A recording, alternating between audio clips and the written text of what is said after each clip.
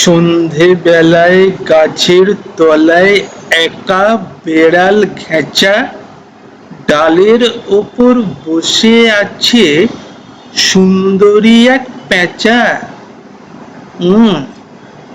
ঘেঁচা বেড়ালের ভ্লগে আপনাদের সকলকে স্বাগতম। বহু কষ্টে আজ পেঁচুর সাথে আলাপ করব বলে হ্যাঁচড় প্যাঁচড় করে গাছের ওপর উঠলাম। খুব কষ্ট হয়েছে। আলাপ করার আগে একটু নখগুলোতে ধার দিয়ে নি, পরে কাজে আসবে। নখগুলো আগের থেকে অনেকটা ধারালো হয়ে উঠেছে আমার। পেঁচু কি আমায় লক্ষ্য করছে? জানি না। উফ বাবা, নখগুলো একদম ঘষাঘষিতে গরম হয়ে গেছে। একটু ফু দিয়ে ঠান্ডা করে নি। বাবারে, ফু দি একটু। হ্যাঁ, হাই পেঁচু, কেমন আছো তুমি? আমাকে চিনতে পারছো?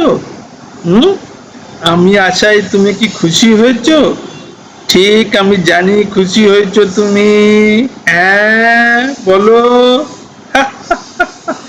আমি জানতাম তুমি খুশি হবে পেঁচু। বাবা, পেঁচুকে ইমপ্রেস করা খুব একটা সুবিধে হবে বলে মনে হচ্ছে না। কাজটা একটু শক্ত।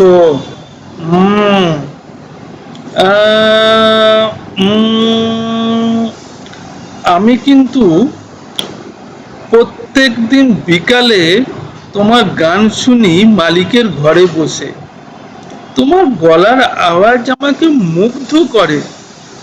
তুমি রোজ খুব গলা সাধো না? ঠিক কিনা? ঠিক বলেছে কিনা? ঠিক ধরেছি। তুমি গান গাইতে ভালোবাসো। তোমার গান আমি খুব পছন্দ করি পেঁচু, মিথ্যে কথা বলবো নি, বুঝলে তো? ওই দেখো, বলতে বলতে একটা উল্কাপাত হলো, দেখলে পেঁচু? আমি শুনেছি যখন উল্কাপাত হয় তখন তুমি যা মনের কথা বলবে সেটাই ঘটবে।